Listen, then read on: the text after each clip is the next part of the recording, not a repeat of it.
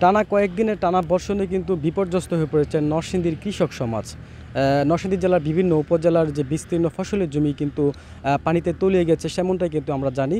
সেই সাথে আমি জানিয়ে রাখতে চাই যে যে কৃষকদের যে গাম জড়ানো যে ফসল, সেটা কিন্তু আসলে পানিতে তলিয়ে গেছে, যার কারণে কিন্তু তারা খুবই কষ্টে রয়েছেন। আমি এখন রয়েছি নরসিংদীর শিবপুর উপজেলার কুন্দুলপাড়া এলাকায়। এখান থেকে কিন্তু যে কৃষকরা কিন্তু বীজতলায় যে বীজ রোপণ করতেন, সেই বীজ কিন্তু জেলার বিভিন্ন উপজেলা সহ জেলার বাহিরেও কিন্তু এগুলো কিন্তু বিক্রি করা হতো। সেই সাথে কিন্তু কৃষকরা কিন্তু এখান থেকে বীজ নিয়ে তারা কিন্তু ফসল ফলাতেন। এখন কিন্তু যে বীজ তলাগুলো রয়েছে সেগুলো কিন্তু একেবারে পানিতে তুলে গেছে, আমি কিন্তু আপনাদেরকে দেখাচ্ছি। সেই সাথে এই বীজ তলার পাশাপাশি যে ফসলের জমি রয়েছে সেটাও কিন্তু পানিতে তুলে গেছে। আমরা একজন কৃষকের সাথে কথা বলতে চাই, যিনি এখানে বীজতলায় বীজ রোপণ করেছিলেন। আপনার কি ক্ষতি হয়েছে এখানে? আমার বীজতলার ক্ষতি হয়েছে। আমার ফুলকপি ছিল, বাঁধাকপি ছিল, মরিচ ছিল, এরপরে বেগুন ছিল। এর ওই চারা মানে বীজতলার মাঝে এই চারাগুলি ছিল, সব পানির তলে তলিয়ে গেছে।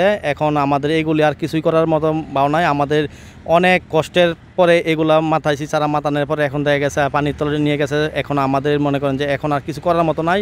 এই যে দেখতেই পাচ্ছেন যে আমার এখন জমির উপরে একদম পানি, হাঁটু পানির উপরে আমি দাঁড়িয়ে কথা বলতেছি। আমার এই শুধু খালি বীজতলা ছিল না, আমার নিজের বেগুন ছিল, কাঁকরোল ছিল, এই দন্দুল ছিল, এই লাউ মিষ্টি কুমড়া এগুলো ছিল, সবগুলি পানি বর্ষণে টানা বর্ষণে আমার সব কিছু একবার শেষ হয়ে গেছে। এখন আমাদের আর কিছু করার মতো কোনো কিছুই নাই। এই মুহূর্তে আমাদের সাথে আমার এই এলাকার মাঝে 3 থেকে 400 হেক্টর জমি একদম পানির নিচে তলিয়ে গেছে।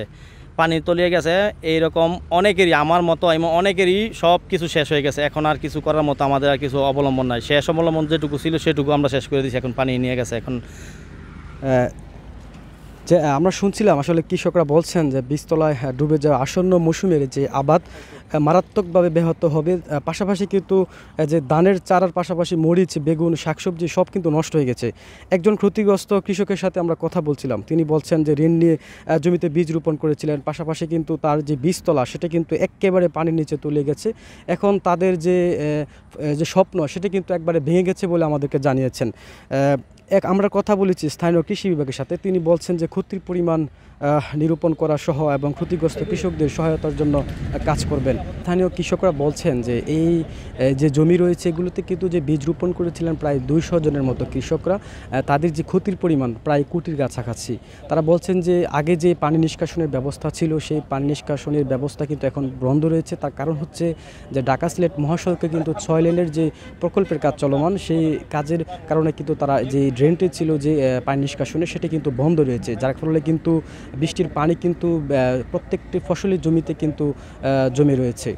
তারা বলছেন যে দ্রুত সময়ের মধ্যে কৃষি বিভাগ যেন এটি সমাধান করেন। এই ছিল নরসিংদী থেকে আমার কাছে বৃষ্টির পানিতে তলিয়ে যাওয়া জমির খবর নিয়ে সর্বশেষ।